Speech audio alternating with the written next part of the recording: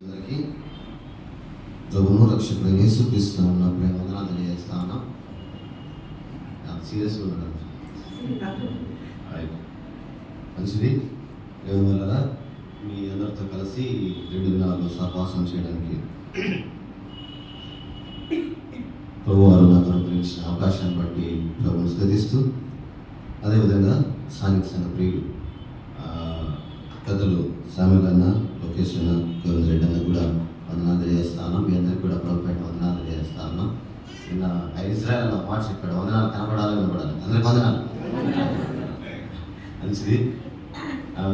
వల్ల బళ్ళారి పట్టణంలో నేను సబ్స్టిట్యూట్ లేదు, యాక్చువల్గా పెద్దలు రావాలి, జూనియర్స్ అయినప్పటికీ కూడా మీరు మంచి విధంగా మీతో సహవాసం చేయడానికి, అదేవిధంగా గోవింద రెడ్డి కూడా నన్ను మరి రాత్రికాలం రిసీవ్ చేసుకొని వారి కుటుంబంలో నాకు అనుగ్రహించిన ఆతిథ్యాన్ని బట్టి కూడా వారి కుటుంబానికి వందనాలు తెలియజేస్తా ఉన్నా.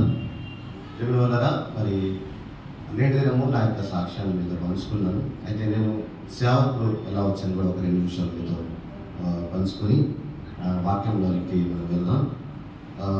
రక్షించబడిన తర్వాత నేను నా యొక్క స్టడీస్ కంటిన్యూ చేస్తా ఉన్నాను. ఇంటర్మీడియట్ డిగ్రీ తర్వాత పీజీ ఎంబీఏ చేశాను. నేను ఎంబీఏ చేసిన తర్వాత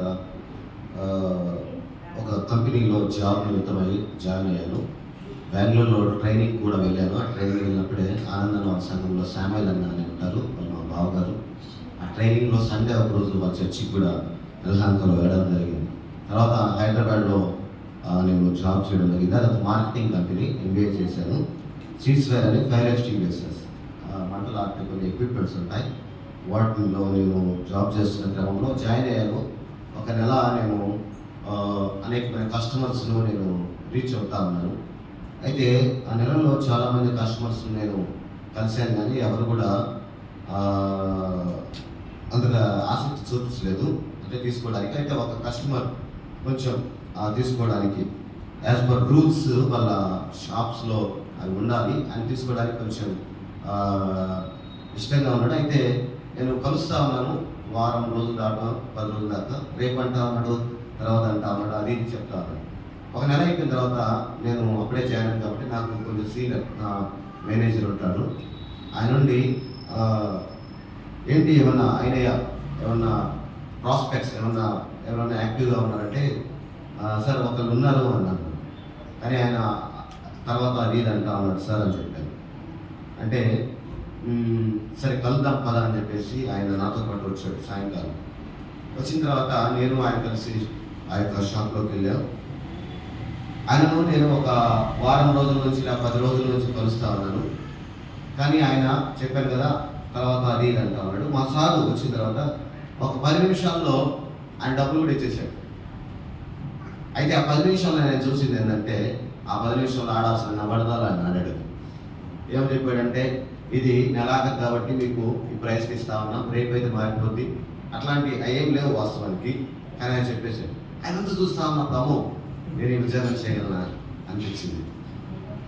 అంటే క్రైస్తవులుగా యేసుప్రభు నమ్ముకున్న బిడ్డలుగా మనం ఆ ఉద్యోగం చేయగలమా? అంటే అబద్ధం ఆడారు. ఇక్కడ ఒక విషయం చెప్పాలి, నేను వ్యాపారం చేయడం తప్పు కాదు.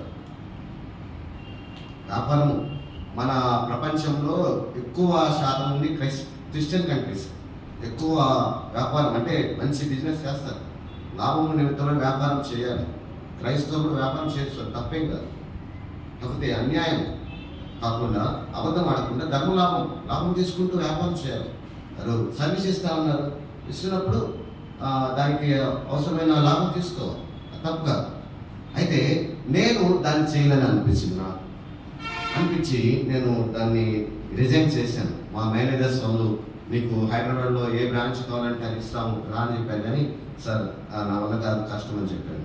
తర్వాత 2015లో మరి రిజైన్ చేసిన తర్వాత ఒక 6 నెలలు నేను ఆయా కంపెనీస్ ఇంటర్వ్యూస్ వెళ్ళాను. హెచ్ఆర్ అంటే హ్యూమన్ రిసోర్స్ మేనేజ్మెంట్, ఇంటర్వ్యూస్ చేయడం, హైర్ చేసుకోవడం, అనగా వ్యక్తులను వాళ్ళు ఇంటర్వ్యూ చేసి కంపెనీలో సెలెక్ట్ చేసుకోవడం, అలాంటి ట్రైనింగ్ తీసుకొని వాటిలో కూడా కొన్ని కంపెనీస్లో అటెండ్ అయ్యాను. కానీ అక్కడ కూడా నాకు కొంచెం నచ్చట్లేదు. కొన్ని దాంట్లో సెలెక్ట్ అయ్యి చివరి రౌండ్ వరకు వెళ్ళాను. ఒక ఆయన నీ పేరు ఏం పేరు అన్నాడు. నా పేరు జూదారాజు, ఇంగ్లీష్లో జూదారాజు అంటారు నా సర్టిఫికేట్లో. మీరు క్రిస్టియన్స్ అంటే అవును సార్. మరి ఇక్కడ కొన్ని రెజ్యూమ్స్లో సర్టిఫికేట్స్లో వాళ్ళు చేయని ప్రాజెక్ట్స్ యాడ్ చేయమని చెప్పుకోవాలి. అసలు ఆయన అడిగింది నాకు విచిత్రంగా ఉంది. మీరు క్రిస్టియన్స్ కదా, ఇట్లాంటివి మరి నువ్వు చేస్తావు అన్నాడు. చేయలేదు సార్, ఐ కాంట్ అని చెప్పాను. ప్రభు దగ్గర ప్రార్థన చేస్తాను, ప్రభు నేనేం చేయాలి అని.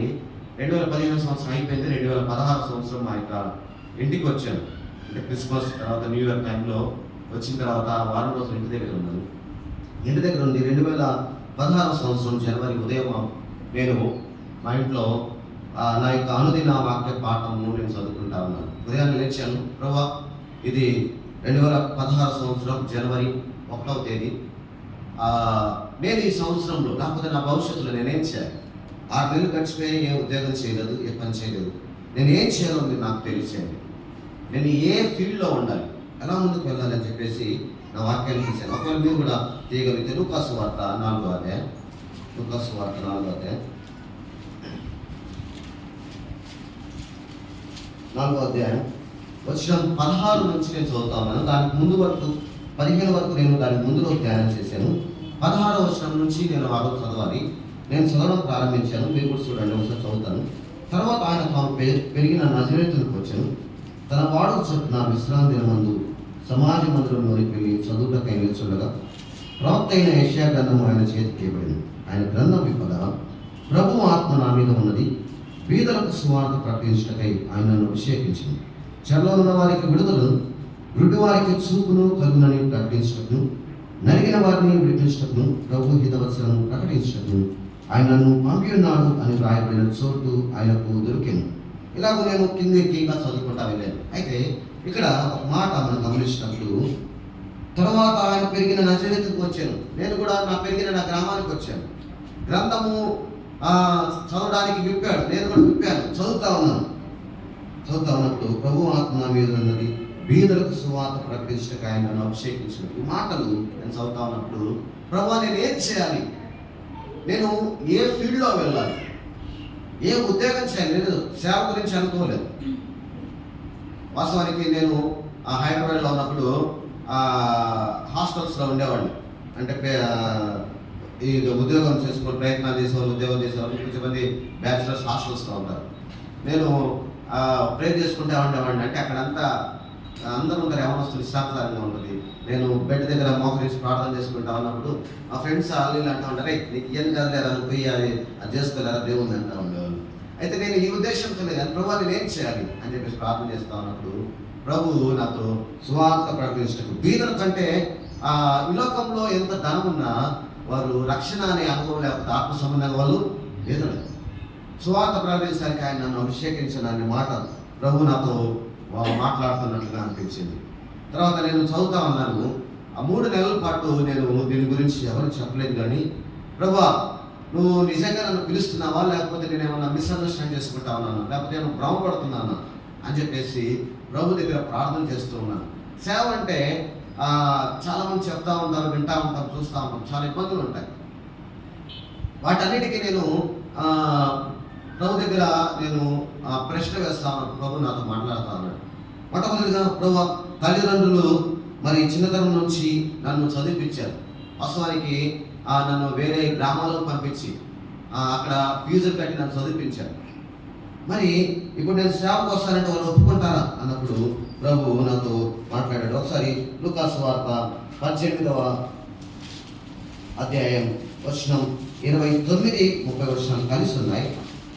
ఆయన దేవుని రాజ్యము నిమిత్తమై ఇంటినైనను, భార్యనైనను, అన్నదమ్ములైనను, తల్లిదండ్రులైనను, పిల్లలైనను విడిచిపెట్టని వాడెవడు ఇహమందు చల్లరికలను పరమందు నిత్య జీవమును పొందకపోవడని నిశ్చయంగా మీతో చెప్పుచున్నాను. దేవుని రాజ్యం నిమిత్తమై తల్లిదండ్రులైనా విడిచిపెట్టాలి అంటే వాళ్ళు ఒప్పుకున్నా రావాలి అని అన్నారు. ప్రభు సేవలో కొంచెం ఫైనాన్షియల్ స్ట్రగుల్స్ ఉంటాయి ప్రభు అన్నప్పుడు అదే లూకాసు వార్త 12వ అధ్యాయం 24వ వచనం చూడండి. 12వ అధ్యాయం 24, దేవుని ఎళ్ళ ధనవంతుడు కాక తన కొరకే సమకూర్చుకుని వాడు ఇలాగనే ఉన్నాడు. దేవుని ఎళ్ళ ధనవంతుడు కాక అని చెప్పేసి ప్రభు నాతో మాట్లాడుతూ ఉన్నాడు. ఇలాగూ చాలా విషయాలు నేను ప్రభుని అడుగుతా ఉన్నప్పుడు, ప్రభు నాతో మాట్లాడుతూ ఉన్నప్పుడు, ప్రభుని వల్ల మరి ఒకనొక దినమున నేను చెప్పాలంటే చాలా ఉంది, కానీ 3 నెలలు కాబట్టి అదంతా చెప్పను. ఒకనొక రోజు దినమున ప్రభు నాతో స్పష్టంగా మాట్లాడిన తర్వాత మా తల్లిదండ్రులు చెప్పినప్పుడు వాళ్ళు మొట్టమొదటిగా చదువుకున్నావు కదా, ఉద్యోగం చేసుకుంటూ సేవ చేయి అని చెప్పేసి అన్నారు. అంటే ఉద్యోగం చేస్తూ సేవ చేయడం చేసేవాళ్ళు చాలా ఉన్నారు. చాలా సేవకుల కంటే కూడా ఎక్కువగా ఉద్యోగం చేస్తూ సేవ చేసేవాళ్ళు మా ప్రాంతంలో ఉన్నారు. మీ దగ్గర కూడా ఉన్నారు. మా దగ్గర ఒక అంకుల్ ఉన్నారు, ఆయన పేరు ఎలిషా, మాకు బంధువులు అవుతారు, వినుకొండ. ఆయన హై స్కూల్లో టీచర్గా పనిచేస్తూ ఉంటారు. ఆయన చేసినట్లు సేవకు కూడా చేయలేదు. ఆయనకు సంవత్సరంలో ఉండే సెలవులన్నీ కూడా సువార్తకు ఉపయోగిస్తాడు. అలా చెప్పినప్పుడు చేయవచ్చు, కానీ ప్రభు నన్ను పరిపూర్ణంగా పిలుస్తా ఉన్నాడు, పరిపూర్ణమైన ఫుల్ టైం సేవ పిలుస్తాను అన్నప్పుడు మొట్టమొదటిగా వాళ్ళు ఆ విధంగా చెప్పారు. కానీ తర్వాత వారు కూడా నన్ను సేవలో ప్రోత్సహించడం జరిగింది. ఆ విధంగా 2016 సంవత్సరం నేను ఆదూరులో మరి బెనర్జీ రాజన్న అక్కడ బైబిల్ కాలేజ్ పెట్టినప్పుడు 10 months అక్కడ బైబిల్ ట్రైనింగ్ నేను చేశాను. తర్వాత మా గ్రామంలో నల్పండ అనే గ్రామంలో మరి సేవలో మరి వాడబడతా ఉన్నాను. మరి నిన్న చెప్పాను, నాకు భాగమైంది నా భార్య పేరు మౌనిక, ఒక కుమార్తె. మన ఇంట్లో ప్రార్థన చేయండి. ఇలా వచ్చినప్పుడు సేవకు సహజంగా ప్రార్థన చేయమని చెప్తారు, నేను కూడా చెప్తా ఉన్నాను. అయితే ఈరోజు ఈరోజు మేము ఉద్యోగం కాబట్టి ఈరోజు జ్ఞాపకం చేసుకొని ప్రార్థన చేయండి. తర్వాత జ్ఞాపకం వస్తూ చేయండి. ఈరోజు అయితే ఖచ్చితంగా చేయండి, ఎందుకంటే ఈరోజు ఉన్నాయి కాబట్టి. ఈరోజు రాత్రి మీరు పడుకునేలోపు ఒకసారి నా కోసం ప్రార్థన చేయండి, మా కుటుంబం పరిచయం కోసం. మంచిది.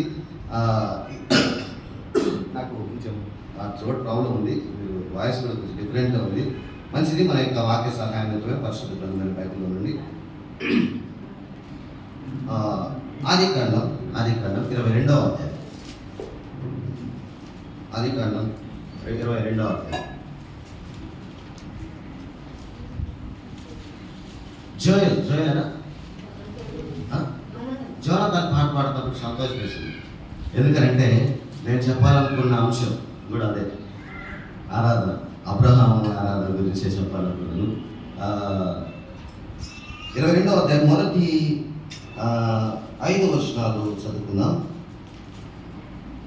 22వ అధ్యాయం 6 వచనాలు చదువుకుందాం. అందరం కలిసి చదువుకుందాం.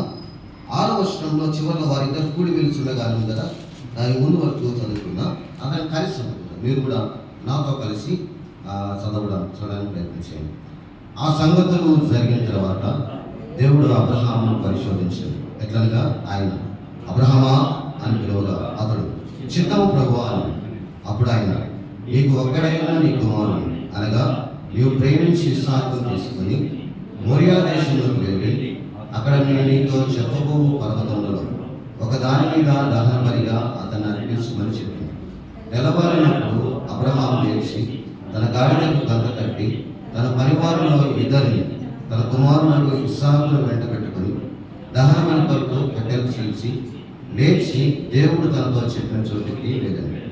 3వ నాడు అబ్రహాము కనులెత్తి దూరం నుండి ఆ చోటు చూసి తన పనివారు, మీరు గాడితో ఇక్కడనే ఉండి నేను మీ చిన్నవాడును అక్కడికి వెళ్ళి దేవునికి మొక్కి మరలా మీ ఎద్దకు వచ్చేదమని చెప్పి దహన బలికి కట్టెలు తీసుకుని తన కుమారులకు ఇస్సాకు మీద పెట్టి తన చేతితో నిప్పును కత్తిని పట్టుకొని పోయేను. చాలు.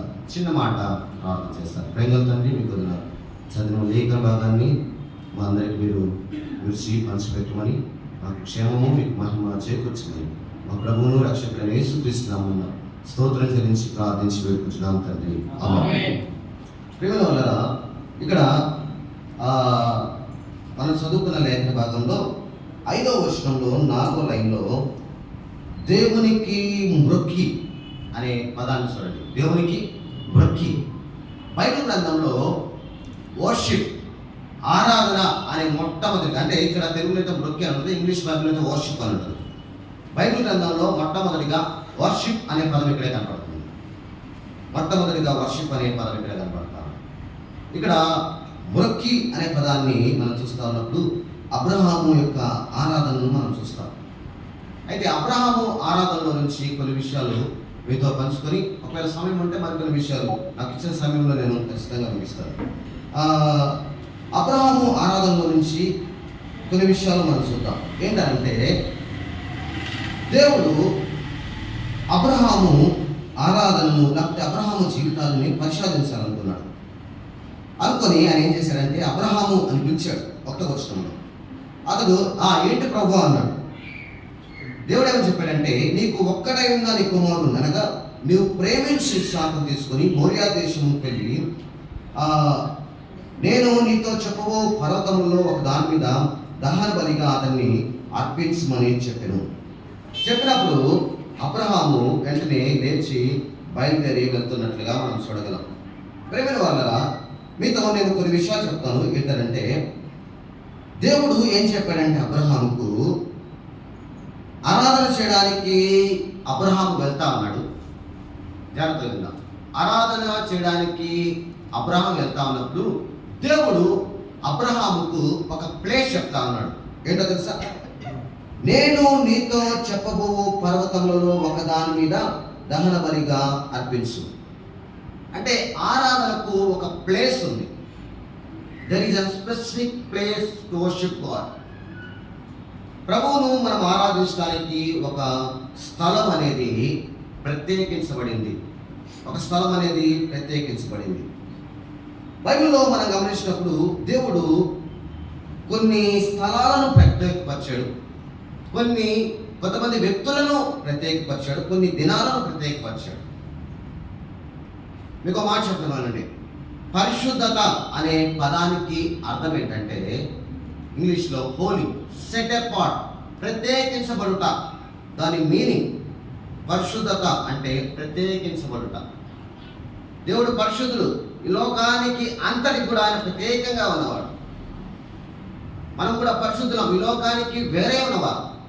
దేవుడు కొన్ని విషయాలను ప్రత్యేకపరిచాడు. ఆ క్రమంలో కొంతమంది వ్యక్తులను ప్రత్యేకపరిచాడు. చూద్దాం. దినవృత్తాంతముల 2వ గ్రంథం 23వ అధ్యాయం.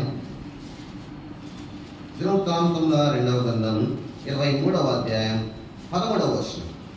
దినవృత్తాంతముల 2వ గ్రంథం 23వ అధ్యాయం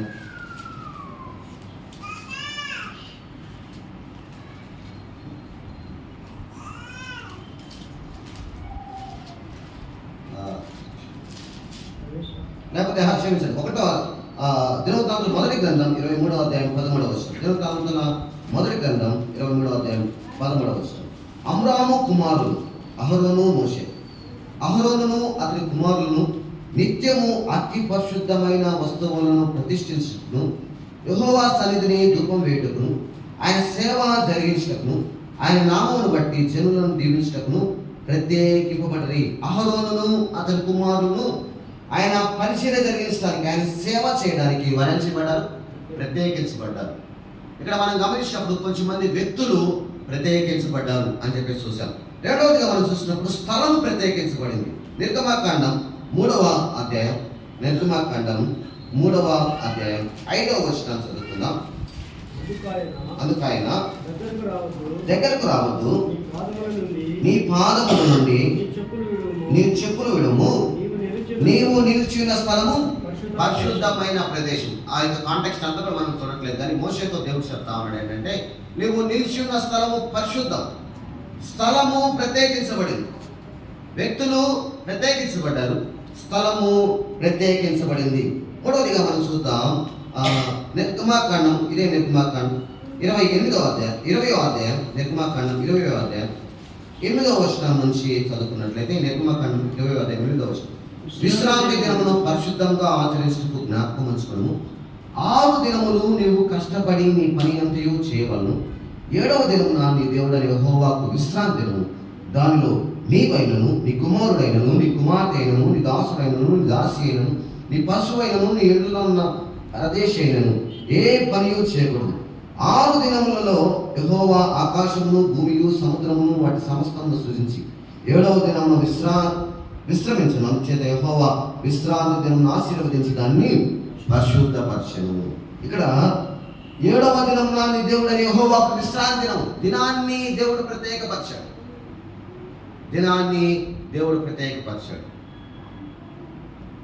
వ్యక్తులను ప్రత్యేకపరిచాడు, ఆ స్థలాన్ని ప్రత్యేకపరిచాడు, అదేవిధంగా దినాన్ని ప్రత్యేకపరిచాడు. 7వ దినము విశ్రాంతి దినం. అయితే మనకు ప్రభు దినం మొదటి దినం, దీనిని ప్రత్యేకపరిచాడు. ఆదివారము అపోస్తల కార్యగ్రంథం 20:15 నాకు 5వ వచనం అనుకుంటా, 7వ వచనం అనుకుంటా. ఆదివారం మేము రొట్టె విరుచుటకు కూడినప్పుడు, ఆదివారము ప్రభు దినము, దీనిని ప్రభువు ప్రత్యేకపరిచాడు. ప్రేమ వల్ల అబ్రహాము ఒక స్థలానికి వెళ్ళి ఆరాధిస్తా ఉన్నాడు. ఆ స్థలము ప్రత్యేకించబడింది. హెబ్రీయులకు రాసిన పత్రిక 10:24-25 వచనాల్లో మీరు సమాజంగా కూడుట మానక అని రాయబడి ఉంటుంది. అంటే సమాజంగా అందరం కలిసి వచ్చి ఒక స్థలంలో ప్రభువుని ఆరాధించాలి. అబ్రహాము ఒక స్థలానికి వెళ్ళి ప్రభువుని ఆరాధిస్తా ఉన్నాడు. ప్రేమ వల్ల ప్రభు తెలియజేసిన రీతిగా అబ్రహాము ఒక స్థలానికి వెళ్ళి అయితే ఇప్పుడు మనం ఎక్కడ ఆరాధించాలి అంటే సమాజంగా కూడి స్థానిక సంఘంలో ఆరాధించాలి. స్థానిక సంఘంలో ఆరాధించాలి. మీకు మాట చెప్తాను వినండి, మీకు మాట చెప్తాను వినండి. పరలోకంలో ఉండేది నిత్యము ఏముంటుంది తెలుసా? నిత్యము ఆరాధన ఉంటుంది. మీకు మాట చెప్పండి. పరలోకంలో ఎల్లకాలము యుగ యుగాలు నిత్యము ఉండబోయేది ప్రభుని ఆరాధించట. జాగ్రత్తనండి. ఆదివారము ఆయన రక్తదారంలో కడగబడిన బిడ్డలందరూ కూడా కలిసి దేవుని మందిరానికి వచ్చి పరలోకంలో నిత్యము జరగబోయే ఒక కార్యక్రమాన్ని ప్రేమ వల్ల ఆయన సన్నిధానంలో అందరం కలిసి చేసే స్థలము ఆరాధన స్థలం. ఇది శ్రేష్టమైన స్థలం, ఇది మహోన్నతమైన స్థలం, ప్రభువుని ఆరాధించే స్థలం, ప్రత్యేకింపబడిన స్థలం. ఇక్కడ చేయని వారందరూ కూడా ఆయన రక్తదారంలో కడగబడిన వాళ్ళు, ఆయన బిడ్డలు, ఆయన కుమారులు, ఆయన కుమార్తెలు. ఈ స్థలము ప్రభు ఆరాధనపై ప్రత్యేకించాడు అని జ్ఞాపకం చేస్తా ఉన్నాం. మొదటిగా గమనించినప్పుడు దేవుడు అబ్రహాముకు స్థలాన్ని చెప్పాడు అని చెప్పేసి చూస్తా ఉన్నాం. ఆదికాండం 22వ అధ్యాయం, ఆదికాండం 22వ అధ్యాయం చూడండి. 8వ వచనంలో 9వ వచనంలో అలాగే వారిద్దరు కూడా విని దేవుడు అతనితో చెప్పిన చోటికి వచ్చినప్పుడు చెప్పిన చోటికి ఫలానా స్థలం చెప్పాడు. రెండవది మనం వెళ్ళిపోదాం. 22వ అధ్యాయం 4-5 వచనాలు చదువుతాను. 3వ నాడు అబ్రహాము కన్నులెత్తి దూరం నుండి ఆ చోటు చూసి తన పనివారితో, మీరు గాడితో ఇక్కడనే ఉండి నేను నువ్వు ఇచ్చిన వాడు అక్కడికి వెళ్ళి దేవునికి బ్రొక్కి మరలా మీదకు వచ్చేదని చెప్పారు. ఇక్కడ ఒక విషయం చెప్తాను, లేకపోతే కొంచెం అర్థం అవడానికి తెలిసిన వాళ్ళు ఉన్నారు, అయినా ఒకసారి జ్ఞాపకం చేస్తాయి. ఇక్కడ జరిగిన సంఘటన ఏంటంటే, అబ్రహాము దేవుడు పిలిచాడు, నువ్వు లేచి నీ యొక్క ఒకగానొక కుమారుడు నువ్వు ప్రేమించి ఇస్సాకును తీసుకుని వెళ్ళి మోరియా దేశంలో నేను చూపించే ఒక పర్వతంలో దాని మీద నీ యొక్క కుమారుడిని బలి అర్పించు అనగానే వెంటనే ఉదయకాలం లేచాడు. తన పనివారులు దాన్ని తీసుకున్నాడు, ఇస్సాకును రమ్మన్నాడు. దహన బలి కొరకై కట్టెలను చీల్చాడు. చీల్చి ఆ యొక్క మోరియా దేశంలో కొండ ప్రాంతానికి వెళ్ళాడు.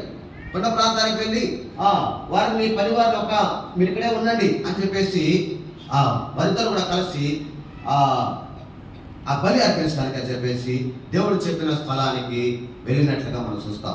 అయితే ఇక్కడ రెండవదిగా మనం గమనించినప్పుడు ఆయన బయలుదేరి వెళ్తా ఉన్నప్పుడు ఆ యొక్క మోరియా దేశానికి వెళ్ళాడు. దేవుడు చెప్పిన స్థలం దగ్గరకు వచ్చిన క్రమంలో పని వారికి ఏం చెప్తా ఉన్నాడంటే, మీరు ఇక్కడే ఉండండి, నేను నా కుమారుడును వెళ్ళి అక్కడ ప్రభువుకు బలి అర్పిస్తాను. అంటే ఇక్కడ పనివారికి, దాసులకు ఆరాధన వల్ల లేదు. ఎవరైతే పిలువబడ్డారో దేవుడు చెప్పాడో నువ్వు నీ కుమారుడు వెళ్ళి నేను చెప్పిన స్థలంలో బలి అర్పించండి. ఎవరైతే పిలువబడిన వారు ఉన్నారో వారికే ఆరాధన. అయితే ఆదివారం మనం చేరి వచ్చినప్పుడు అందరూ వస్తారు, కొంతమంది నమ్ముకొని వారు కూడా వస్తారు. అయితే ఒక మాట చెప్తాను వినండి. ప్రభువు దినమందు ప్రభువును ఆరాధించడానికి చేరి వచ్చినప్పుడు ఆయన రక్తదారంలో కడగబడిన వాళ్ళు తండ్రి అని పిలవడం వేరు, కడగబడని వాళ్ళు తండ్రి అని పిలవడం వేరు. ఉదాహరణకు చెప్తాను అండి. మా అన్నయ్య ఉన్నాడు, మా అన్నయ్యకి పిల్లలు ఉన్నారు, వాళ్ళు నన్ను చిన్న ఆయన అని పిలుస్తారు. ఒకవేళ నాకు తమ్ముడు ఉన్నాడు అనుకోండి, తమ్ముడు లేడా, తమ్ముడు ఉండి తమ్ముడికి పిల్లలు ఉంటే వాళ్ళు నన్ను ఏమని పిలుస్తారు? పెద్దనాన్న అని పిలుస్తారు. నా పిల్లలు నన్ను ఏమని పిలుస్తారు? ఇప్పుడు వాళ్ళు పిలిచే పిలుపుకు నా పిల్లలు పిలిచే పిలుపుకు తేడా ఉంటుంది కదా. ప్రేమ వల్ల ఆదివారం అందరం చేరి వస్తాం, అందరూ తండ్రి అని పిలుస్తారు. ఆయన రక్తదారుల్లో కడగబడిన వాళ్ళకు సంబంధం ఏర్పడుతుంది, బంధం ఏర్పడింది, తండ్రి కుమారుల బంధం ఏర్పడింది. ఆ బంధంలో తండ్రి అని పిలవడం లేదు. ప్రేమ వల్ల బంధములో ఇట్స్ రిలేషన్షిప్. బంధములో మనం ఆయన్ను తండ్రి అని పిలిచే భాగ్యాన్ని మనకు అనుగ్రహించారు. ఈ గుడికలో ఇంకా ఎవరైనా ఇదిగో ఈ బంధ సంబంధమైన తండ్రి అని పిలిచిన వాళ్ళు అనుకోతే వెంటనే ప్రభువుని అనుకోండి, బాప్తిసం తీసుకోండి, ఆరాధనలో పాల్గొనండి. మీకు కూడా ఇదిగో బంధముతో కూడిన రక్తబంధం, రక్తదారంతో కడగబడ్డాం, రక్త సంబంధంతో కూడిన బంధము మీకు అనుగ్రహించబడుతుందని జ్ఞాపకం చేస్తున్నాను. రెండవదిగా మనం చూసినప్పుడు ఆరాధనలో ఎవరు పిలువబడినవారు, ఆయన రక్తదారంలో కడగబడినవారు, బాప్తిసము తీసుకున్నవారు ఆ అనుభవంలోనికి దేవునితో చాలా దగ్గరి బంధానికి వస్తారని జ్ఞాపకం చేయబడతా ఉన్నాం. మూడవది చూద్దాం. 22వ అధ్యాయం 3వ వచనం. 22వ అధ్యాయం 3వ వచనం. తెల్లవారినప్పుడు అబ్రహాము లేచి తన గాడిదకు గంట కట్టి తన పనివారిలో ఇద్దరిని తన కుమారులకు ఇస్సాకు వెంట పట్టుకొని దహన బలికలకు కట్టలు చేసి లేచి దేవుడు తనతో చెప్పిన చోటుకి వెళ్ళాను. ఇక్కడ ఒక విషయాన్ని గమనిస్తాను. వెళ్ళమన్నప్పుడు అబ్రహాం ఏం చేస్తున్నాడంటే ఎర్లీ ఇన్ ద మార్నింగ్, తెల్లవారినప్పుడు ప్రభువును ఆరాధించడానికి వెళ్తున్న అబ్రహాము ఉదయాన్నే లేచాడు, తెల్లవారుగానే లేచాడు. లేచి పనివారిని పిలిచాడు, కుమారుని పిలిచాడు, దహన బలికలకు కట్టలు చేర్చాడు, సిద్ధపడతా ఉన్నాడు. ఎందుకు? ప్రభువును ఆరాధించడానికి. దేవుని వల్ల ప్రభువును ఆరాధించడానికి సిద్ధపడుతున్న అబ్రహాం ఆరాధన చేయడానికి వెళ్ళక ముందు అన్ని కూడా సిద్ధపరుస్తా ఉన్నాడు. అర్పణ అర్పించడానికి వెళ్ళక ముందు సిద్ధపడతా ఉన్నాడు. మీకు మాట చెప్తుంటారా, ఆదివారము మనం ప్రభు సన్నిధానానికి వచ్చేటప్పుడు సిద్ధపడి రావాలి. సిద్ధపడంటే స్నానం చేసి తలదూకొని ఏమి చేయాలి. అవి మాత్రమే కాదు, అది ప్రాముఖ్యం కాదు. కానీ ప్రాముఖ్యం ఏంటంటే ప్రభువా నువ్వు ఎలాంటి వాడవో నేను గ్రహించాను, నువ్వు నా కొరకు ఏమి చేశావో, నువ్వు నాకు అనుగ్రహించిన భాగ్యాన్ని బట్టి నీకు కృతజ్ఞతలు చెల్లిస్తాను. నీకు మాట చెప్పంటారా, ప్రతిరోజు మీరు బైబిల్ చదువుకుంటారు కదా, బైబిల్ చదువుకున్నప్పుడు అందులో ప్రభువు మీకు ఏ విధంగా అర్థమయ్యాడో ఒక పేపర్ మీద రాసుకొని ఆ రోజు ప్రభు దినం మీద వచ్చి అవి ఆరాధనలో స్థుతుల్లో ఆ మాటలు ఉంటే ఎంత బాగుంటుందో. ఎందుకంటే ఇది నువ్వు ప్రభువు గురించి తెలుసుకొని ప్రభువుకు చెల్లించే ఆరాధన. లేకపోతే ప్రభువు నీకు ఈ వారంలో ఏదైనా సహాయం చేశాడా, ఎక్కడైనా ప్రమాదం నుంచి కాపాడా, ప్రభు దగ్గరికి ఆదివారం వచ్చి ప్రభు నువ్వు కాపాడేవయ్యా, నువ్వు కాపాడే దేవుడు అయ్యా, నీకు వందనాలు. ప్రభువు నీకు ఏ విధంగా ఆయన అనుభవపూర్వకంగా నువ్వు తెలుసుకున్నావు, నీకు ఏ విధంగా ఆయన అర్థమయ్యాడు. నీకు మాట చెప్పమంటారా, సహజంగా ఆరాధన అంటానే పెద్ద పెద్ద పదాలు, పెద్ద పెద్ద అంటే గ్రాంధిక సంబంధమైన మాటలు ఉండాలని చెప్పేసి అనుకుంటాం. అంటే అవి ఒకవేళ మనం చేయగలిగితే అవి తెలిసి గ్రహించి చెప్తే మంచిది, అది నేను తప్పట్లేదు. కానీ దేవుని వల్ల హృదయపూర్వకంగా ప్రభువును ఎరిగి, ఇంటలెక్చువల్ నాలెడ్జ్ అంటే జ్ఞానముతో కూడిన మాటలు కాదు. కానీ ఏదైతే మనము ఆయనను ఎరిగామో, ఎలాగంటే అనుభవపూర్వకంగా తెలుసుకొని ప్రభువును ఎరిగామో అవి తీసుకుని వచ్చి నా వైపు చూడాలి. చేయగలిగితే కింద తమ్ముడు నిద్ర వచ్చేస్తుంది. నేను సండే స్కూల్ టీచర్, నిద్రపోతున్న డ్రైవర్ అందరూ నాకు తెలుసు. రైట్, నా వైపు చూడాలి. మీరు కానీ నిద్రపోతా సరిగా వెళ్ళే దానికి ఎక్కువ సేపు చెప్తారు, కరెక్ట్గా ఉంటే తొందరగా టైం ముగిస్తాను. Right, okay, just fun. Right, ఎక్కడ ఉన్నాం మనం? శారద కృష్ణ అసెంబ్లీలో. రైట్, ఆరాధనలో ప్రభువుకు మనము అర్పించే వలన సిద్ధాంతంతో కూడినవిగా ఉండాలని జ్ఞాపకం చేయబడతాను. ఆరాధన అనగా ఇచ్చుట, ప్రభువుకి ఇచ్చుట, అనుభవపూర్వకంగా తెలుసుకోవాలి. ఇశ్రాయేలీయులు ఐగుప్తు బానిసత్వం నుండి దాటి బయటకు వచ్చారు. వారు బయలుదేరి వెళ్తా ఉంటుండగా ఒక పెద్ద సముద్రం వచ్చింది. ఏ సముద్రం అది? ఎర్ర సముద్రం. ఎర్ర సముద్రం వచ్చినప్పుడు వారందరూ కూడా భయభీతులకు గురయ్యారు. ఎందుకయ్యా మమ్మల్ని ఆ యొక్క ఐగుప్తు బానిసత్వంలో ఉంచకూడదా, లేకపోతే అక్కడే ఉంచకూడదా అని చెప్పేసి మోషే మీద సరిగారు.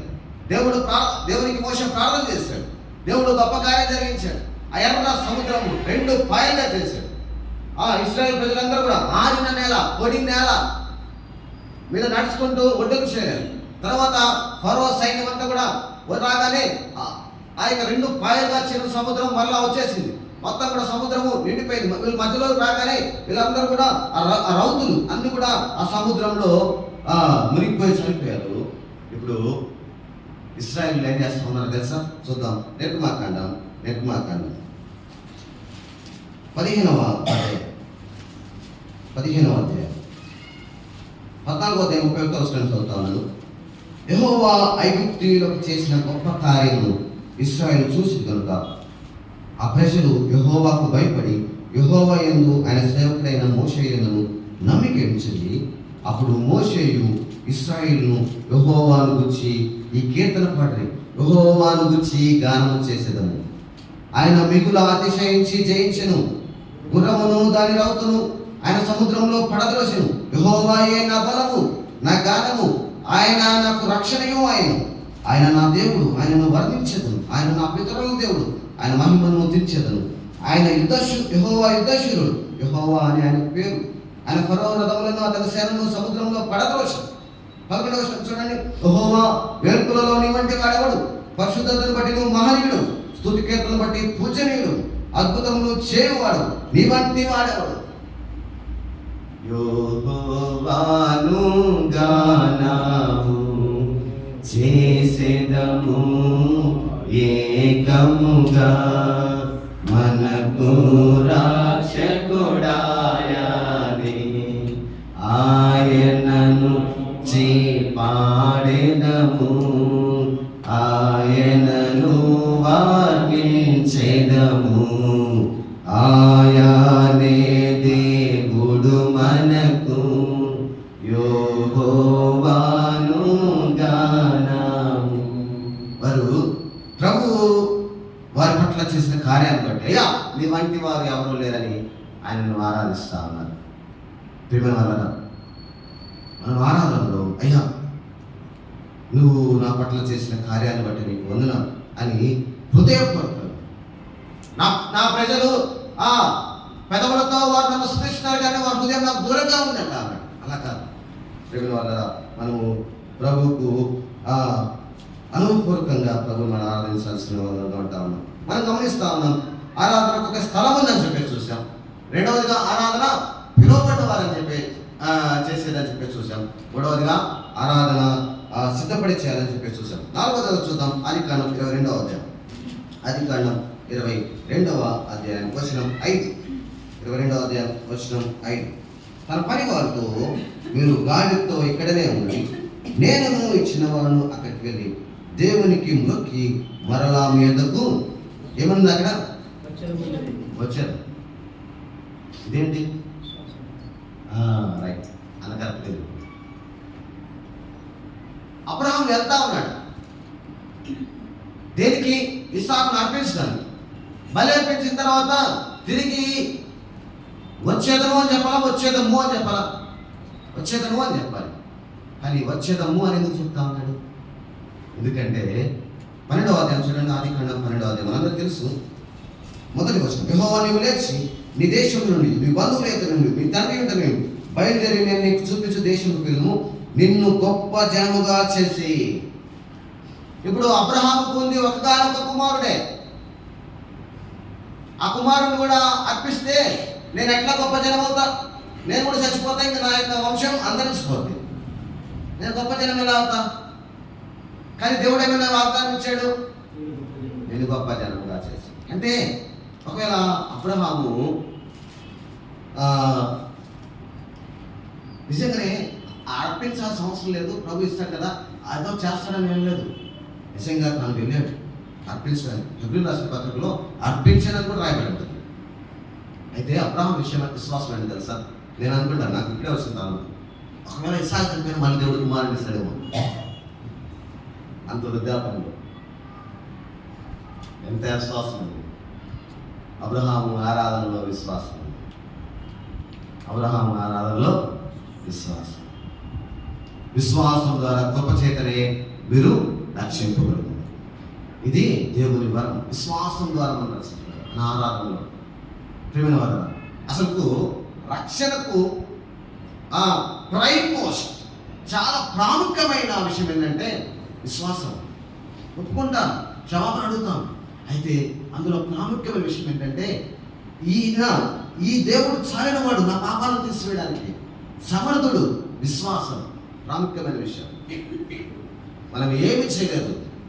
ధనం ఇచ్చామా, ఏదైనా సంపదలు ఇచ్చామా రక్షణ పొందడానికి?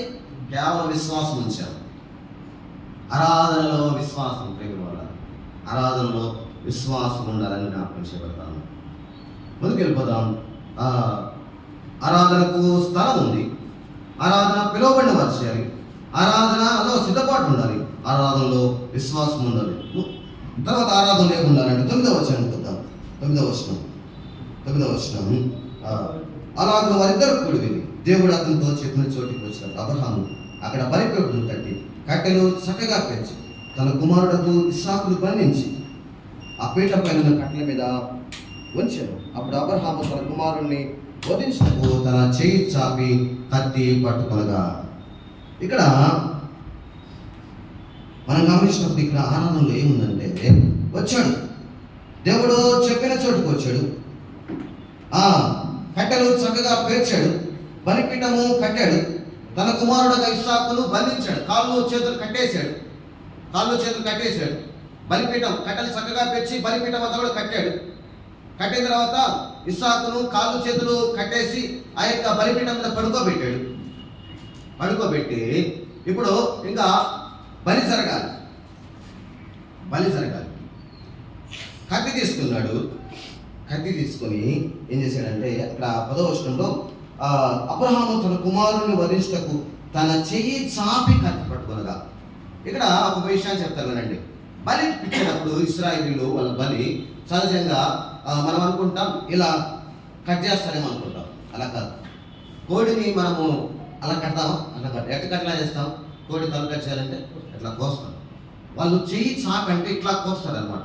ఇట్లా పెట్టి కట్ చేయడానికి సిద్ధంగా ఉన్నాడు. ఒక మాట చెప్పమంటారా? అబ్రహాము తనకు ఆలస్యంగా పుట్టిన కుమారుడు, ఏకైక కుమారుడు. 2వ వచనంలో దేవుడు ఏమంటున్నాడంటే, నువ్వు ప్రేమించిన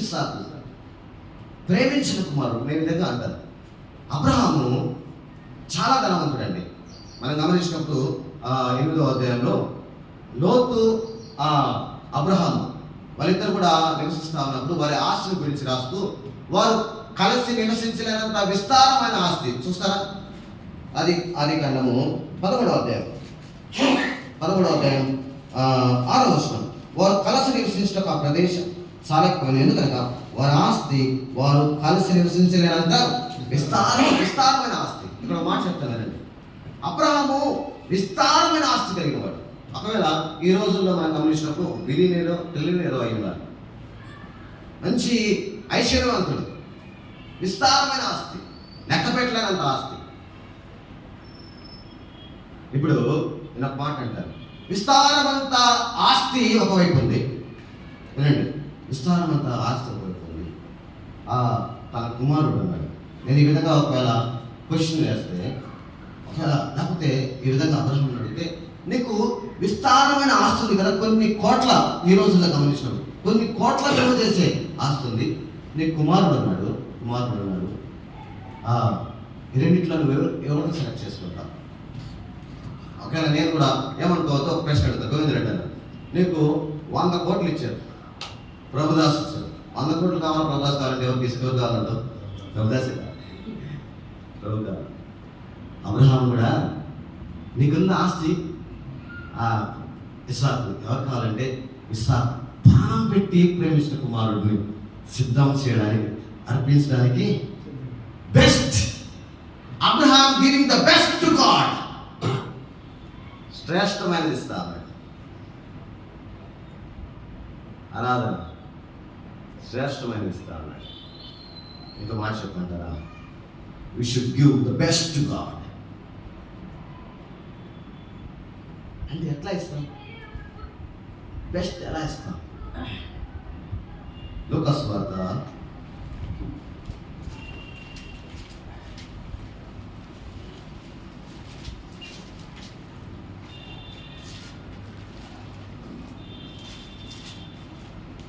10వ 10వ అధ్యాయం 42వ వచనం నేను చదువుతాను. లూకాసు వార్త 10వ అధ్యాయం 42. మరియా ఉత్తమమైన దానిని ఏర్పరచుకోలేను, అది ఆమె యొద్ద నుండి తీసివేయబడింది. మేరీ చూసిన ద బెస్ట్. మరియా ఉత్తమమైన దాన్ని ఏర్పరచుకుంది. ఇంకో మాట చెప్పంటారా, మనము ఈ లోకంలో జీవిస్తూ ఉన్నప్పుడు అనేకమైన చాయిసెస్ లేకపోతే అనేకమైన నిర్ణయాలు తీసుకోవాల్సిన పరిస్థితి వస్తుంది. ఇక్కడ ఆ సంఘటన మనం గమనించినప్పుడు యేసు ప్రభు మరియా మార్త ఇంటికి వచ్చాడు. మార్త ఎల్డర్, బాధ్యత కలిగిన వ్యక్తి, తాను గృహమును చూడవలసిన వ్యక్తి. యేసు ప్రభు ఆయన సామాన్య వ్యక్తి కాదు, మోస్ట్ గ్రేట్ మ్యాన్. ఆయనకు ఆతిథ్యం ఇవ్వాలి, గ్రేట్ ఆతిథ్యం ఇవ్వాలి అని చెప్పేసి మంచి మంచి వంటలు సిద్ధపరుస్తూ ఉందేమో. వినండి, ప్రభువును వదిలిపెట్టి వంటలు, ఛాయ్లు, బిస్కెట్లు అవి సిద్ధపరుస్తూ ఉందేమో. మరి అయితే వచ్చి ప్రభు పాదాల దగ్గర కూర్చుంటా ఉంది. అంటే ఇప్పుడు ప్రశ్న వస్తుంది, ప్రభు వచ్చాడు, అది అతిథి మర్యాద కదా, అందులో తప్పేముంది కదా, అందులో తప్పేముంది, అది చేయాలి కదా. ఇంటికి వచ్చిన వాళ్ళకు అలా కూడా చేయకపోతే అసలు అది కరెక్టేనా, అది కూడా ఎవరు కానీ మాట చెప్పంటారా, ప్రభుకు నువ్వు చేసే వంట పనులు కాదు, కానీ ప్రభు దగ్గర కూర్చుండే వారు కావాలి, ప్రభుతో గడిపే వాళ్ళు కావాలి, ప్రభువుకు ప్రాధాన్యత ఇచ్చేవాళ్ళు కావాలి. వారి యొక్క నిర్ణయాల్లో మేకింగ్ రైట్ చాయిస్. ప్రభు దగ్గర ఇప్పుడు అసలు ఆ భాగ్యవర్గం వస్తుందండి. ప్రభు పాదాల దగ్గర కూర్చుంటే భాగ్యం, ప్రభు బోధ వింటా ఉందంట. ఇక్కడ ప్రయారిటీ మనము ఆరాధన ప్రభు దినం వచ్చి చేస్తా ఉన్నామంటే ఆ వారం అంతట్లో మన యొక్క ప్రయారిటీ ప్రభువుకు స్థానం. ఒక ఆయన అంటాడు, నేను ప్రతి 15 నిమిషాలకు ఒకసారి ప్రార్థన చేసుకుంటాను, నిత్యము ప్రభుత్వం యెహోవా ధర్మశాస్త్రం నందు ఆనందించు, దివారాత్రులు ధ్యానించేవాడు అంటే రోజంతా చదవడం కాదు, నువ్వేదైతే ఆ రోజు ఉదయకాలం చదువుకున్నావో వాటిని జ్ఞాపకం చేసుకోవడం, లేకపోతే ఆదివారం ఉన్న వర్తమానం జ్ఞాపకం చేసుకోవడం. చాలా మంది ఆదివారం ఉన్న వర్తమానం అయిపోయిన తర్వాత మర్చిపోతారు. ఊరికి అటెండెన్స్ కోసమా కాదు, మనం విన్నవి, చదివినవి, ప్రభు గురించి తెలుసుకున్నవి ధ్యానం చేయడం, మెడిటేటింగ్. ధ్యానం అని కలిసి సహజంగా చదవడం అనుకుంటారు, చదవచ్చు, అయితే ఉద్యోగాలు ఉంటాయి, పనులు ఉంటాయి. ప్రభు విషయాలు జ్ఞాపకం చేసుకోవడం, ప్రతి విషయంలో ప్రభు మీద ఆధారపడడం, మనం పని చేసే ప్రాంతంలో ప్రభువుకు మహిమ, నేను చూసే వాటి ద్వారా ప్రభువుకు మహిమ రావాలి. దావీదు దేవుని హృదయానుసారుడని మనం విన్నాం. నేను చూసే చూపులు ప్రభు చూస్తాడా? నేను ఏదైనా ఒకవేళ తప్పు చూస్తా ఉన్నాను, చెడు నాతో పాటు ప్రభు చూడగలరా? నేను ఏదైనా సంభాషణలో ఉంటే వ్యర్థమైన సంభాషణ ఏమన్నా అనుకోండి, ప్రభు నాతో కలిసి సంభాషణలో ఉండగలరా? నేను ఏదైనా స్థలానికి వెళ్తా ఉంటే అది చెడు స్థలం అయితే ప్రభు నాతో కలిసి ఈ స్థలానికి రాగలరా? ఒకవేళ ప్రభు రాకపోతే మనం అది చేయకూడదు. That's the choosing the best. That's giving the best worship to God. Abraham దేవునికి ద బెస్ట్ ఇచ్చాడు, ప్రభుకి మనం ద బెస్ట్ ఇవ్వాలి. నేను మరలా చెప్తాను, బెస్ట్ అంటే మన వాక్చాతుర్యంతో కూడిన పదాలు కాదు, కానీ మన యొక్క హృదయం, మన జీవితం ప్రభుకి ఇవ్వాలి. మరొక విషయం చెప్తాను, నేను ముఖ్య చేస్తాను. 22వ అధ్యాయం, అది ఖండం 22వ అధ్యాయం 13వ వచనం. అబ్రహాము కనులెత్తి చూడగా పొదలో కొమ్ములు తగులుకున్న పొట్టేలు వెనుక తట్టిన కనబడింది. అబ్రహాము వెళ్ళి ఆ పొట్టేలను పట్టుకొని తన కుమారునికి మారుగా పెట్టి దహన బలిగా అర్పించినాడు. అబ్రహాము ఏం చేశాడంటే, దేవుడు చెప్పాడు, అదిగో పొదలో ఒక వేరే గొర్రెపుల్ని దాన్ని తీసుకొని అర్పించుకున్నప్పుడు అబ్రహాము పొట్టేలను తీసుకొని పట్టుకొని తన కుమారునికి మారుగా ఒక దహన బలిగా అర్పించాడు. ఇక్కడ ఒక విషయం చెప్పేసినట్టు చేస్తాను. అబ్రహాము అర్పించినంత పని చేశాడు, కానీ అర్పించలేదు. ప్రభు వచ్చి అసలు అబ్రహాము యొక్క ఆరాధనను ప్రభు పరిశోధించాలనుకున్నాడు. చూడండి 22వ అధ్యాయం మొదటి వచనంలో తెలుసు, అయినా ఒకసారి చూద్దాం. 22వ అధ్యాయం మొదటి వచనం. ఆ సంగతులు జరిగిన తర్వాత దేవుడు అబ్రహామును పరిశోధించు. ఆరాధన పరిశోధించబడుతుంది. Worship is being tested. దేవుడు ఎలాగో మనం ఆరాధిస్తా ఉన్నామో టెస్ట్ చేస్తా ఉన్నాడు. మీకు క్వశ్చన్ చెప్పమంటారా? అబ్రహాం ఆరాధించాడు. ఆరాధన తర్వాత దేవుడు ఏమైనా సాక్ష్యం ఇచ్చాడో తెలుసా? చూడండి 12వ వచనం. అప్పుడు ఆయన, ఈ చిన్నవాని మీద చేయవేయకము, అతను నేమీ చేయకము, నీకు ఒక్కడైనా నీ కుమారుని నాకు వెనుకలేదంట, నీవు దేవునికి భయపడవాడవని ఇందువల్ల నాకు కనబడుతున్నది. చూడండి, టెస్ట్ చేయబడింది వర్షిప్. రిజల్ట్ ఏంటంటే దేవునికి భయపడేవాడు. దేవుని వల్ల ఇవన్నీ చెప్తా ఉంటే నాకు భయం వేస్తా ఉంది కదా. ప్రభు మన ఆరాధనను ఆయన పరిశీలన చేస్తా ఉన్నాడు. దేవుడు ఒక సర్టిఫికేట్ ఇస్తాడు. అయితే అబ్రహాము తన కుమారుడిని దాదాపు ఇవ్వడానికి సిద్ధపడ్డాడు, కానీ ఇవ్వలేదు. కానీ తండ్రి అయిన దేవుడు తన కుమారుడైన యేసుక్రీస్తు వారిని ఇవ్వడానికి వచ్చాడు. ఇచ్చాడా ఇవ్వలేదండి? మన కోసం. అబ్రహాం అయితే ఇచ్చినంత పని చేసి ఇవ్వలేదు, కానీ తండ్రి అయిన దేవుడు ఒకగానొక కుమారుడు, ఏకైక కుమారుడు అబ్రహాం ఒకగానొక కుమారుడే, ఇచ్చినంత పని చేసి ఇవ్వలేదు. కానీ ఆయన తండ్రి అయిన దేవుడు తన కుమారుడైన యేసుక్రీస్తు వారు మన నిమిత్తమై ఆయన అర్పించాడు. ఘోరమైన బలికి అర్పించాడు. ఒకవేళ అబ్రహాం చేసింటే వధ జరిగించేవాడు. అది 5 నిమిషాలు అయిపోయేది. యేసుక్రీస్తు వారు భయంకరమైన సర్వ మానవ కోటి పాప ఉగ్రతను భరించాడండి. అంటే వినండి, నేను తప్పు చేశాను అనుకోండి, నా తప్పుకు శిక్ష ఉంటుంది. నా తప్పుకు తగిన శిక్ష ఉంటుంది. నా జీవితంలో చేసిన పాపానికి శిక్ష, దాని తీవ్రత ఎంత ఉందనుకోండి. ప్రేమ వల్ల ఇప్పుడు యేసుక్రీస్తు వారు సకల మానవ కోటి అందరూ కూడా పాపలే, అందరూ చేసిన పాపం యొక్క ఉగ్రత ఆయన భరించాడు. ఎంత భయంకరంగా ఉంటుంది. అందుకే ఆయన చూడగలని వాడు అయిపోయాడు. మీతో మాట్లాడమంటారా? తండ్రి వదిలేశాడు. నా దేవా నేను ఎందుకు చేయవలసింది? యేసుక్రీస్తు ప్రభు వారి అర్పణ నీకోసం యేసుక్రీస్తు ప్రభు వారు బలి అర్పించుకున్నాడు. అబ్రహాము బలి అర్పించినంత పని చేసాడని అర్పించలేదని యేసుక్రీస్తు ప్రభు వారు తండ్రి అయిన దేవుడు తన కుమారుడు యేసుక్రీస్తు ప్రభు వారు భయంకరమైన అతి నీచమైన ప్రేమ వాళ్ళు ఉమ్మివేతలు అని ఊసాను. నేను చెప్పడానికి కూడా మనం చెప్పలేదు. మన పక్కన ఊస్తే మనం తక్కువ. ముఖం మీద పిడుగుదలు కొట్టారు, వెంట్రుకలు లాగారు, అవమానిస్తా ఉన్నారు. బయట మనల్ని ఎవరైనా అవమానిస్తే మనం తట్టుకోగలమా? నాటి వీధులలో అవమానిస్తా ఉన్నారు.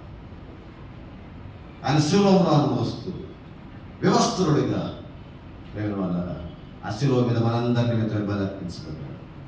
కుడికిలో యేసుక్రీస్తు వారు నీకోసం ప్రాణం పెట్టిన దేవుడు నీకోసం ప్రాణం పెట్టాడు. ఏ దేవుడు లేదు ఈ ప్రపంచంలో లేరండి ప్రాణం పెట్టిన వాళ్ళు. ఏ దేవుడు అనబడిన వాళ్ళు చాలా మంది, వాళ్ళు మంచి బంగారాలతో మంచి కిరీటాలతో అలంకరించబడిన వారు. యేసుక్రీస్తు వారు కొంచెం మంది అనుకుంటారు దేవుడు అంటే చక్కగా అలంకరించబడి కిరీటాల చేత అట్లా ఉండాలి కదా. దేవుడు అనేవాడు నీ కోసం నిన్ను ప్రేమించకపోతే ఆయన ఏం దేవుడు? ప్రేమిన వాళ్ళ నీ కోసం ప్రేమించడం కాదు, నీ కొరకే ప్రాణం పెట్టాడు. తల్లిదండ్రులు నీ కోసం ప్రాణం పెట్టలేదు, బంధుమిత్రుల్లో ప్రాణం పెట్టలేదు, నీకు అత్యంత సన్నిహితుడు ఎవరైనా సరే పెట్టలేదు. కానీ దేవుడు నీ కోసం ప్రాణం పెట్టాడు. మరలా చెప్తాను, అయ్యా దేవుడు నీ కోసం ప్రాణం పెట్టాడు, చనిపోయాడు. ఆయన 3వ దినాన మృత్యుంజయుడై తిరిగి లేచాడు. ఎప్పుడు ఇంకా ఎవరైనా యేసుక్రీస్తు వారు నమ్ముకోకపోతే యేసు ప్రభు నమ్ముకోవాల్సిందిగా మీకు ప్రేమతో మనం చేస్తాను. ఇవరే కష్టం, నా సమయం అయిపోయింది. ప్రేమ వల్ల ప్రభుకు మన బెస్ట్ ఇవ్వాలని జ్ఞాపకం చేస్తాను. ఒక సంఘటన చెప్పేసి నేను ముగిస్తాను. మత్తయి సువార్త 20వ అధ్యాయంలో నీ పూర్ణ హృదయంతో నీ పూర్ణ ఆత్మతో నీ దేవుడు యెహోవాను ప్రేమించాలంటున్నారు. ఒకసారి ఒక చర్చ్లో పాస్టర్ గారు సేవకులు కొంతమంది సహోదరులు ఆ రోజు ఆరాధన అయిన తర్వాత సాయంత్రం మందిరానికి వచ్చారు. మందిరానికి వచ్చి సేవకుడు అదేవిధంగా కొంతమంది సహోదరులు కూర్చొని ఈ విధంగా మాట్లాడుకుంటారు. మనము దేవునికి ప్యాషనేట్ వర్షిప్. దేవుడు అంటే మనం చాలా ఇష్టంతో కూడిన ఆరాధన ఎలా చేయగలను అని చెప్పేసి మాట్లాడుకుంటా ఉన్నారు. మాట్లాడుకొని మత్తయి సువార్తలో ఆ యొక్క భాగాన్ని చదివారు. ఆ 2 ఆజ్ఞలు చదువుతాం. మొట్టమొదటిగా నీ దేవుడైన యెహోవాను నీ పూర్ణ హృదయంతో, నీ పూర్ణ ఆత్మతో, నీ పూర్ణ శక్తితో, నీ పూర్ణ బలంతో ఆయనను ప్రేమించవలను అని చెప్పేసి అది చదివి బైబిల్ మూసేసి ప్రార్థన చేశారు. అందరూ ప్రార్థన చేసి కూర్చున్నారు. వారు మేము ఇక్కడ నుంచి చక్కగా ప్రభువును ఆరాధించాలనుకుంటా ఉన్నాం అని చెప్పేసి నిర్ణయం తీసుకున్నారు. ఒక వ్యక్తి లేచి నేను ప్రభువును ఈ విధంగా ఆరాధించాలనుకుంటా ఉన్నాను, ఎలాగనంటే నేను ఇక్కడ నుంచి ప్రతి ఆదివారం ముందుగానే వచ్చి బాత్రూమ్ను క్లీన్ చేస్తాను. ఇంకొక సహోదరులు లేచి నేను ముందుగానే వచ్చి ఆ గార్డెన్ ప్లేస్ అంతా కూడా నీట్గా పెడతాను. ఇంకొక సహోదరుడు వచ్చి నేను మందిరాన్ని అంతా కూడా సిద్ధపరుస్తాను. పాస్టర్ గారు, నేను ఇంకా మీకు అర్థమయ్యే రీతిలో ఇంకా చక్కగా దేవుని వాక్యాన్ని ధ్యానించి మీకు చెప్తాను, ప్రభువును ఆరాధిద్దాం, వెళ్దాం పదండి. ప్రభువును ప్రేమించాలంటే ప్రభు యొక్క పనుల్లో కూడా ఆరాధన ఉంది. కేవలం మాటలతో కాదు, మన పనుల్లో కూడా అటువంటి ఆరాధన చేసి ముందు కొనసాగాలని ప్రభు మనం సహాయం కలిగింది. తల మనసండి చిన్న మాట ప్రార్థన చేసుకొని కూర్చున్నాం. తల మనసండి చిన్న మాట. ప్రేమ వల్ల ఉదయ కాలస్యమైన ప్రభుదేవ మందు ప్రభు ఆరాధన మన సేవించుండగా ప్రభును ఆరాధించాలి అనే విషయాలు మనం వింటుండగా అబ్రహాము ఆరాధన మనం జ్ఞాపకం చేసుకున్నాం. స్థలం ఉంది. చాలామంది బయట జూమ్లలో ఆన్లైన్లలో ఆరాధన అంటా ఉన్నారు. అది తప్పు. ఒకప్పుడు అయిపోయింది. ప్రభు అవకాశం ఇచ్చాడు. ఇంకా జూమ్లు ఆన్లైన్లు కాదు, ప్రభు స్థలానికి వచ్చి ఆరాధన చేయాలి. ఆదివారం నీది కాదు, నీ సంపాదన దినం కాదు, ఆదివారం ప్రభు దినం. ఒకవేళ ఆదివారము పనిచేస్తే నీ యొక్క ఆ డబ్బులు ఏమో మిగలవు. చిల్లి జబ్బులో పోసినట్లే, చిల్లి సంచిలో పోసినట్లే. ప్రభు దినం ఎన్నటి కూడా స్కిప్ అవ్వద్దు. తప్పని పరిస్థితుల్లో ఆ స్థానిక సంఘంలో చెప్తా ఉంటాను, బెడ్లో ఉంటే తప్పితే ఆరాధన మిస్ అవ్వద్దు, లేవలేని పరిస్థితుల్లో ఉంటే తప్పితే ఆరాధన మిస్ అవ్వద్దని చెప్తా ఉంటాను. ప్రభు నీ సన్నిధాన్ని నేను తప్పకుండా వస్తాను. తెల్లవారినప్పుడే అబ్రహాం నేను సిద్ధపడి వచ్చాడు. అయ్యా నేను సిద్ధపడి వస్తాను.